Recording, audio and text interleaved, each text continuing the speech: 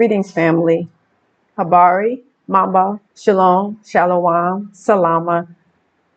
Good afternoon and good evening to everyone. Thank you so much for tuning in. This is Wanda. This is Diaspora Connect. Thank you so much for tuning in. Welcome to my faithful subscribers. Welcome back. And to my new subscribers, I want to say welcome in the room. Welcome, welcome, welcome to the channel. Just wanted to do a video today and trying to be more consistent. But I wanted to talk about the emotional um,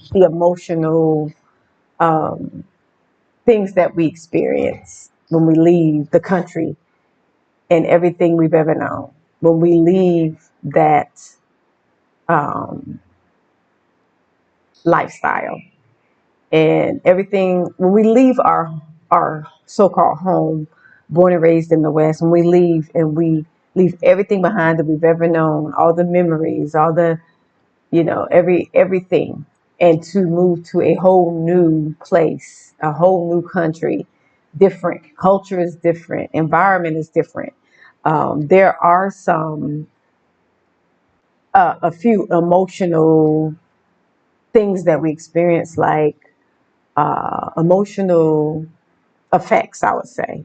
Because sometimes you think back on memories, when you grew up, when you first got married, or you had your child, or when you first job, graduated from college.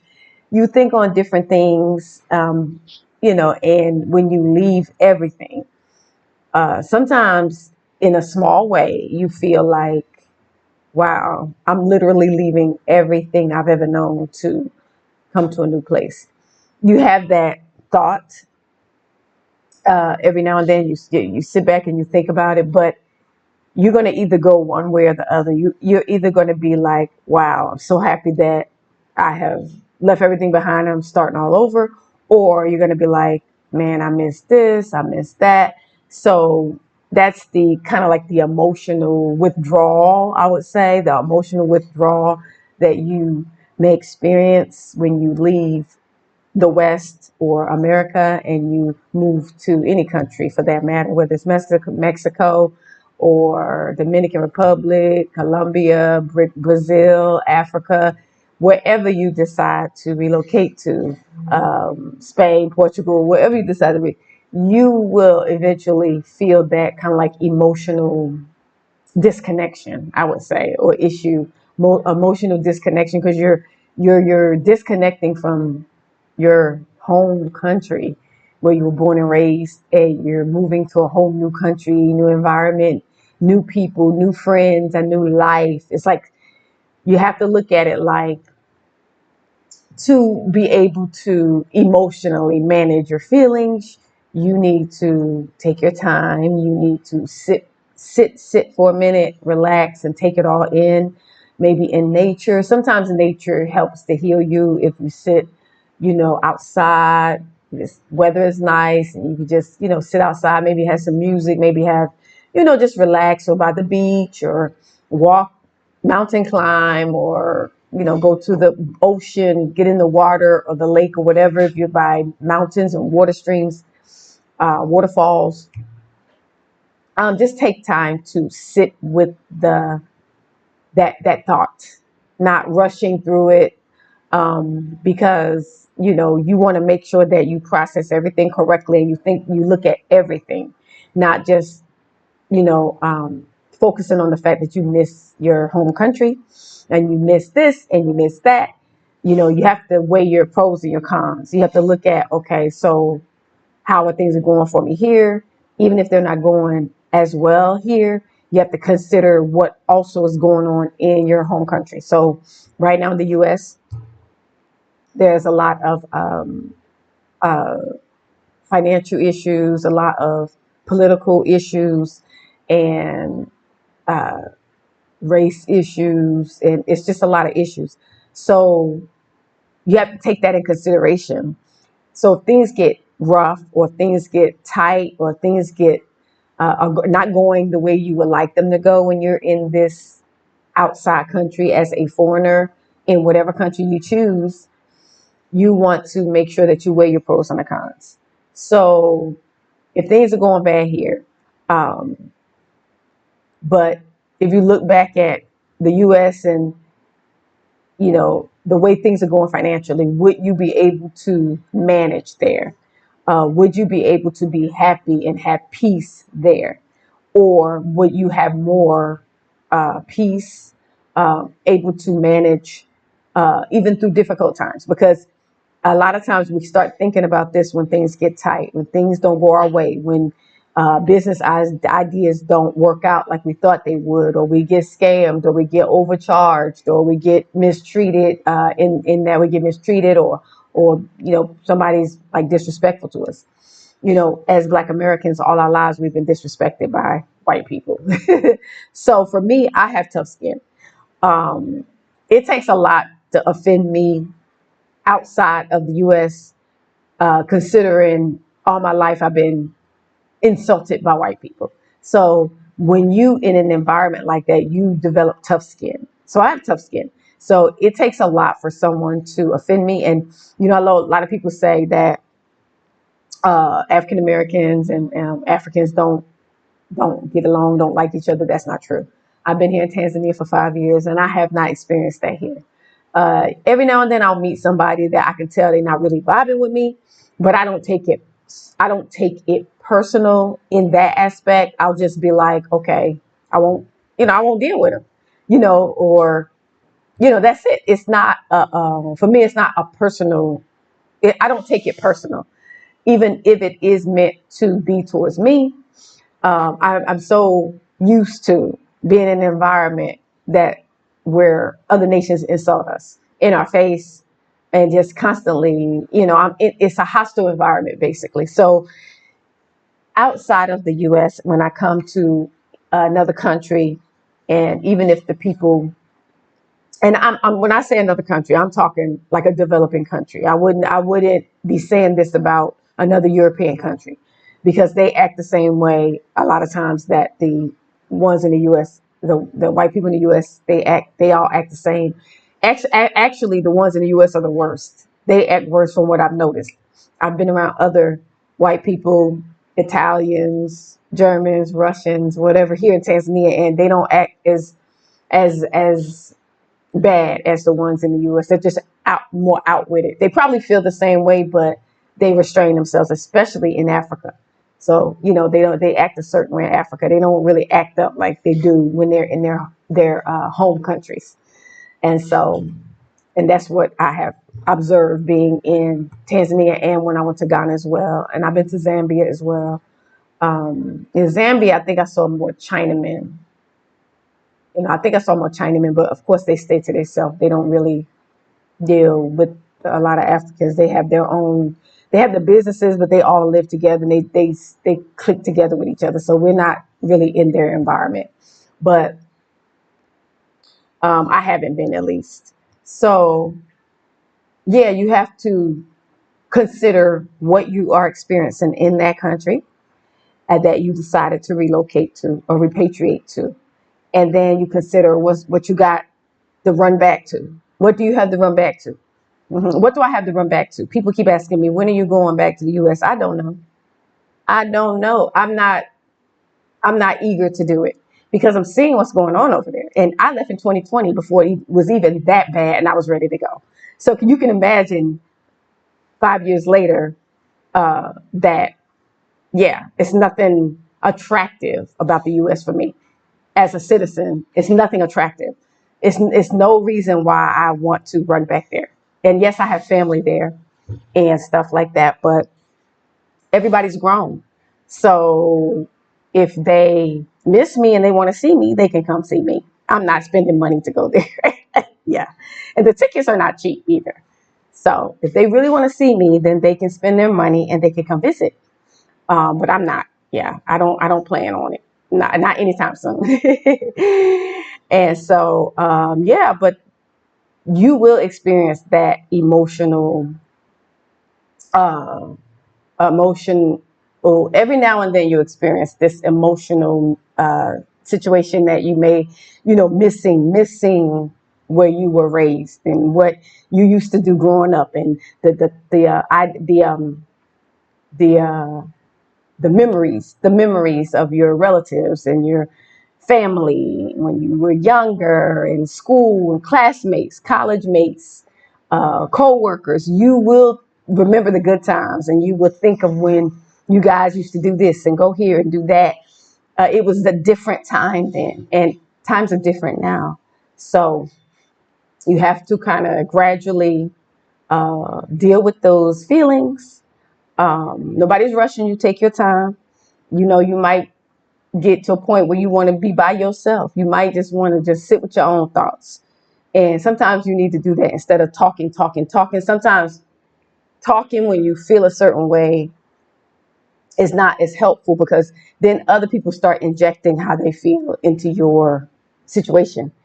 And then sometimes it'll either push you to feeling worse, or it will encourage you to feel better. But you don't need someone to convince you. You just need to sit with those feelings and deal with those feelings. You don't need somebody to kind of gloss over your feelings and just tell you, oh, well, think this, or do this. Just sometimes it's good to just be quiet when you feel like that and just sit with your own feelings and emotions of longing and missing your homeland and missing your family and all that, especially if you had a purpose for leaving.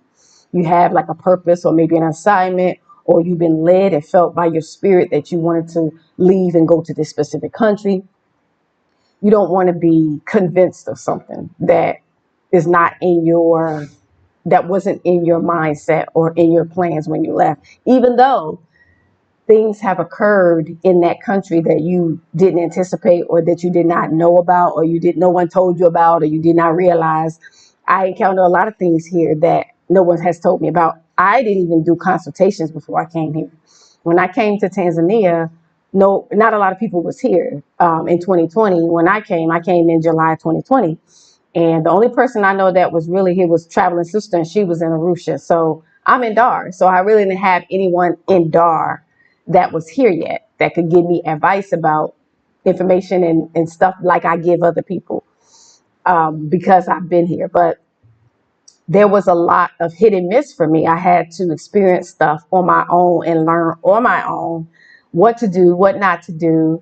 I didn't know this here. I didn't know that, but it's nothing that has happened here that was so traumatic for me to say, I made a bad choice. I didn't know it was this bad. I didn't. Yeah, nothing has happened to make me feel that way, that America would have been a better place for me to live. I would say that. Nothing that has happened in Tanzania makes me say or feel that America is a better place for me. Especially now. Yeah, especially now. Yes, definitely not for me. I feel way more comfortable here in Tanzania. I feel more at peace. Um, I can think clearly. I deal with my emotions. I have my good days. I don't really have bad days much, which I can actually say that honestly.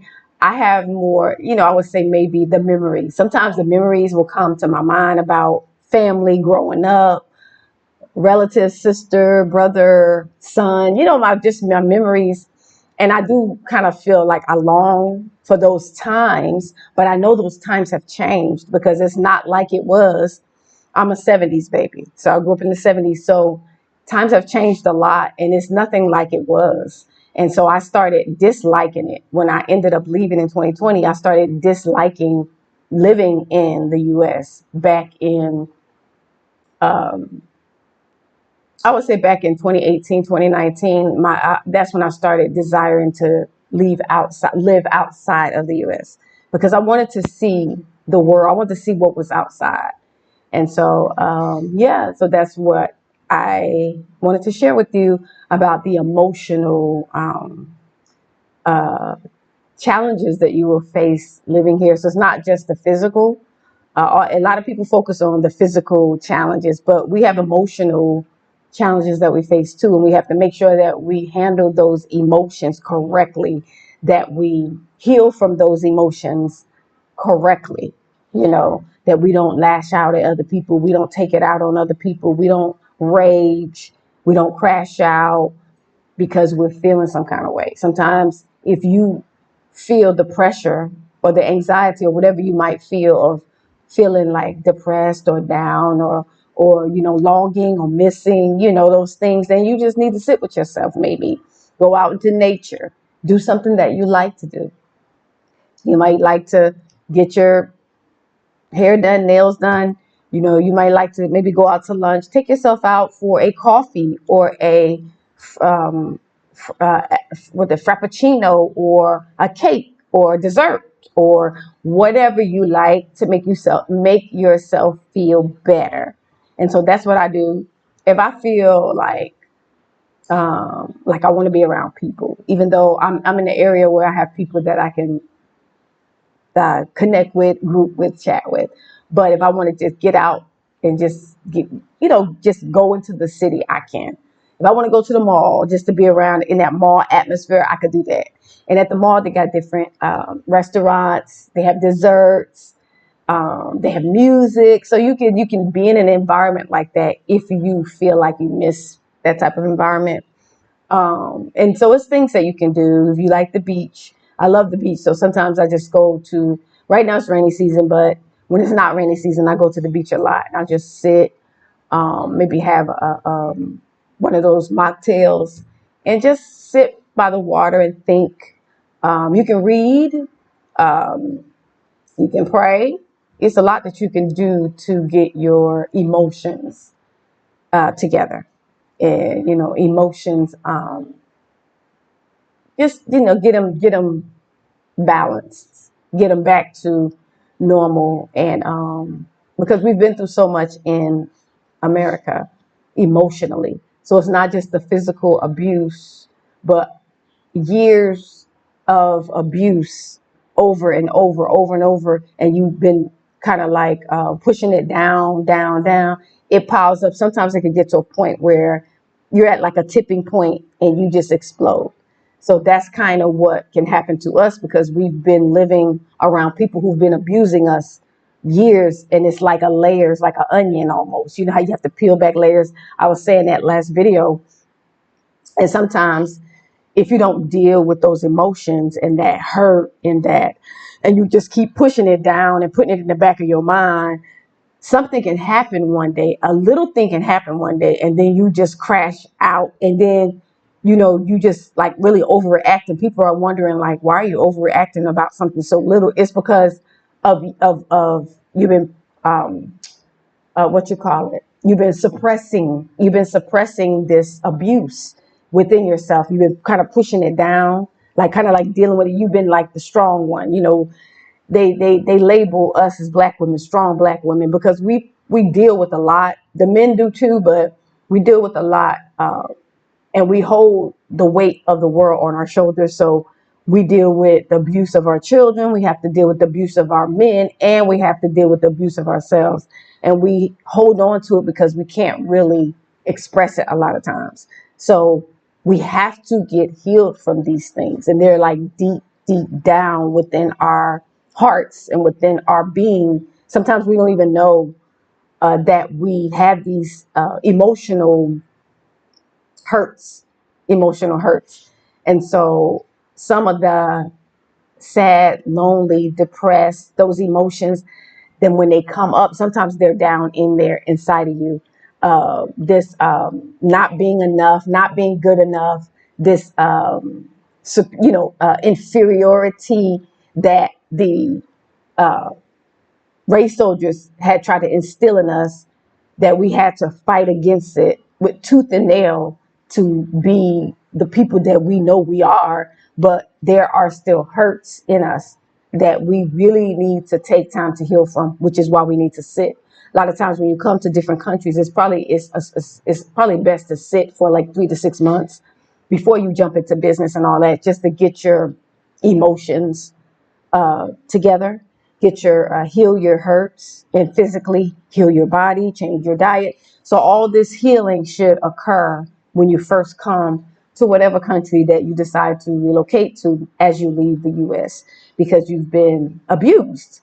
We've been abused, and even emotional and mental abuse is just as bad as physical abuse at times, because it does something inside of you, and it affects your how you relate to people, how you handle situations.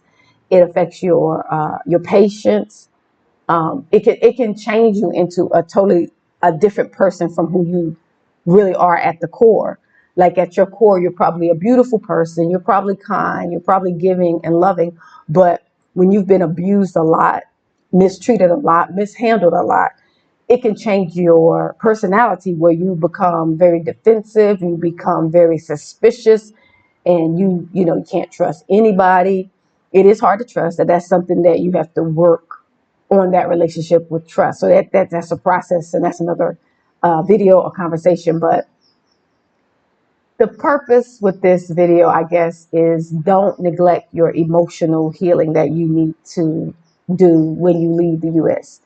It's going to revisit you, and you can leave the West, and you can leave America, and leave that racism, white supremacy, and all those hateful words. Go back to Africa, all those calling us names and all that stuff. You can leave that stuff behind, but sometimes it will follow you because it's on the inside of you. Because words, they say, words don't hurt, but sometimes they can hurt you. They can affect you if you don't deal with them, and if you don't address them. And you don't have to do it calling on the phone, talking to everybody about it, because I feel like that sometimes makes it worse, because you're going to get the other people to put their opinions and their experience in your situation. Yours might be different, so they're steering you in a different direction. So it's always best to try to sit with yourself and deal with your emotions yourself if you can. If you need somebody to talk to, then you call someone, but make sure you call someone that is a wise person, someone that gives good counsel, someone that is emotional and spiritually mature. You don't want to call somebody that's less mature than you or less spiritual than you, because they're not going to give you good advice in how to deal with your emotions. So I would say if you knew an elder person that's older than you, they have lived longer and they have wisdom. Not all elders. I hear younger people say not all elders have wisdom. They may not have the wisdom that you think they should have, but they have lived longer than you. And if they have gray hair, then they have something that they can impart in you. There's something that they have that they can that you can take. So it's like chew the meat, eat the meat and spit out the bones type thing. So, there is some advice that they can give you that will help you because they live longer. Like when people say that, I think about my mother. She passed away in 2012, and she passed away of cancer. And yeah, that was hard. But she used to drink a lot, and she used to smoke. But I never thought that she can't tell me nothing. And I never really drank. Not that I haven't done it before, but I never really, because of her, because she raised us and she would smoke all the time, smoke cigarettes. And then every now and then she would drink. And so that turned me off from drinking and smoking. So I never really got into drinking and smoking, because we was raised by when you were raised by someone that does that, it just turns you off to all that. But I never thought, even when I was in college, I never had a thought in my mind, she can't tell me nothing. Never thought that way about my mother. And she wasn't perfect. And, my great aunt used to try to tell me about her. Yeah, your mother, she's tanked up. That's what she used to say. Tanked up. That's like drunk. She's tanked up and da-da-da-da. She's this and she's that. And it would bother me. Like, it would literally bother me when someone would talk about my mother. And even though I knew it was true, but it used to do something to me. It used to make me angry when people would talk about her.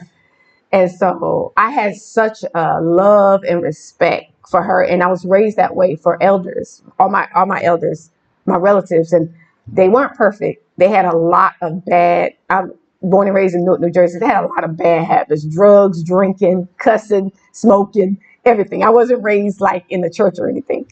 And so, but I always respected them, and I always loved them, because at the end of the day, they took care of us. And so we were a family, and they took care of us. So I have a different perspective when it comes to elders. And I know I would be considered an elder as well. But even for me, I never look at it like elders don't know everything. I never ever looked at that like that. And so I know I'm a 70s baby. I'm old fashioned. So that might be why I don't look at it like that, but I'm just looking at how the Gen Z, because I'm Gen X, Gen Zs and millennials, they look at elders differently. The good thing is with my son, he's a Gen Z and he know better. I raised him better. He know I will go upside his head. He know not to disrespect me. And so, but he's not a disrespectful young man. He's actually opposite from me. He's quiet. He's like passive aggressive. So he's real quiet. He won't talk back. He won't speak up, but he'll do little things to get under your skin in a quiet way. He's passive aggressive. He used to do that to me. He used to make me upset. But he don't disrespect elders. He knows better. So I think it depends on how the parent raised the young person. So my son is 26, either 25 or he was 97. He was born in 97. So I think he's 25 or 26. The years are going by quickly, but he's a very respectful young man. So, but anyway, yeah, I just wanted to do this video because I need to be doing videos at least every other day, every 2 or 3 days, just to keep the algorithm going. Don't forget and do me a favor, like, share, and subscribe, thumbs up. Hit on the notification bell so you'll be notified. So whenever I do a video or a live, you'll be notified. I might do a live this evening and chat with you guys. I enjoyed that last live because I got some super chats. So, but anyway, I might do a live this evening. So anyway, I'm going to end this video. Thank you so much for taking the time to hear what I have to say. Check out my backup channel. And I'm not going to say the name of it. Check out my backup channel. And I did a video from vanity to modesty. And I think I linked it in the community tab. Check out, that's my backup channel. So check that out. And I tell my story of how I went from being, wearing all the makeups and all I never really wore weave a lot, but every now and then I would do braids. And not often, but every now and then I would do like box braids and I would have the weave hair. But other than that, I never really wore weave, but I did wear makeups and dress, try to dress sexy and do all this stuff, this vanity stuff.